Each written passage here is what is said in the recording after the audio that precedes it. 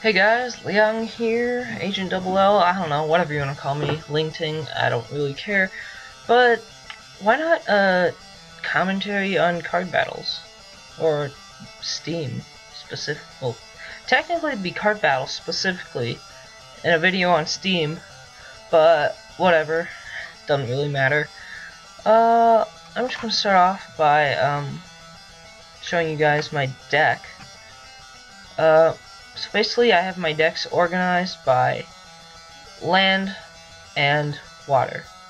And once I'm able to get the triple dart that comes out like next week, but I gotta get more wins on that, I will be able to make a dart monkey deck which focuses on dart monkeys and lots of eco. But I'll get to that some other day. Anyways, first deck, I'll explain most of the stuff. This is normal, this is normal. I choose Blade Maelstrom because why the heck not? I mean, it works pretty well. Farm, I actually just switched out my farm and my bio boomer because watching the Imkoth, what's wrong with me? The YouTubers tournament on card battles, I came to the conclusion that I guess farms are pretty dang good, even though this is a really good eco card, in my opinion. Because just 200 green blooms, like, does a lot of damage. And basically, another thing from the YouTubers Mega Tournament that kind of opened my mind was the fact that you don't really need Juggernaut when you have a 2/2 wizard, because one of the better strats in card battles is not relying on, like, not spamming towers obviously, but getting a really high level tower that can deal a lot of damage, like this one, the laser cannon. So people would just put down a 2/2 wizard and then a laser cannon if there were even leads, but people didn't even send camo leads. But in quick battles, you obviously have to prepare for that because you don't know what you're facing. So, you know, but all you need is like a really strong tower, and then you basically just need one tower that can pop everything. Because, well, not everything, but since my really strong tower is my laser cannon, it can pop everything except leads. So just a 2/2 wizard, really cheap, really nice. It's just there to pop camo leads. Don't really need the Juggernaut because it's too expensive and doesn't really help with anything. So yeah.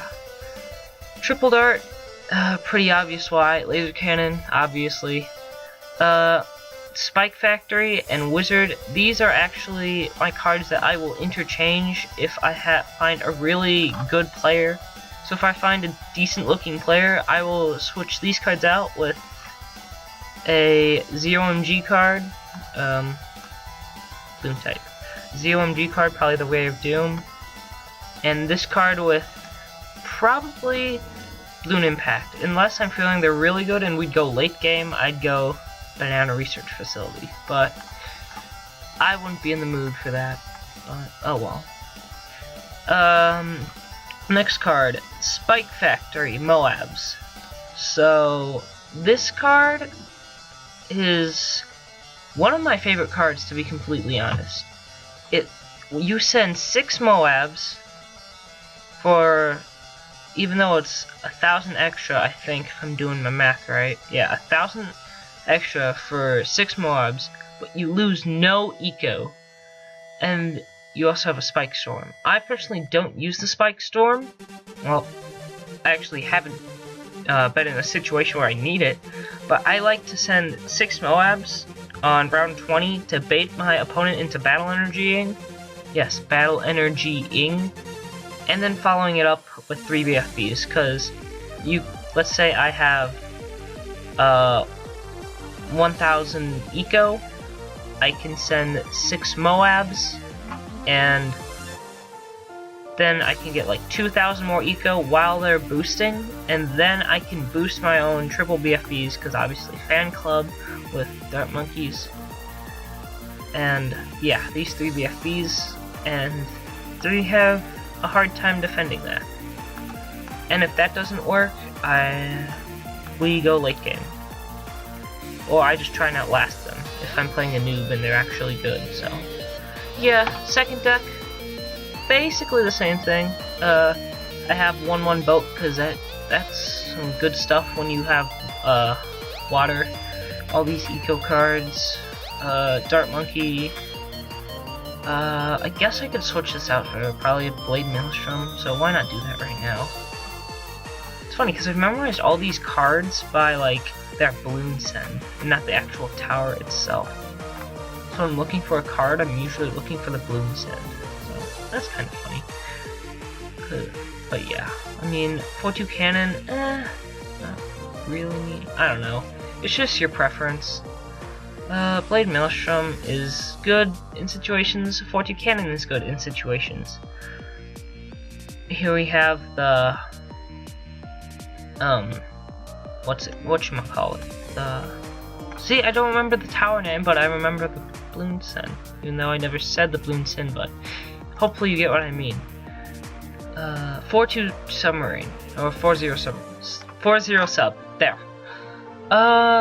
This 4-0 sub is good because I like placing subs when there's water, because subs in water is pretty freaking good. Ninja and lead.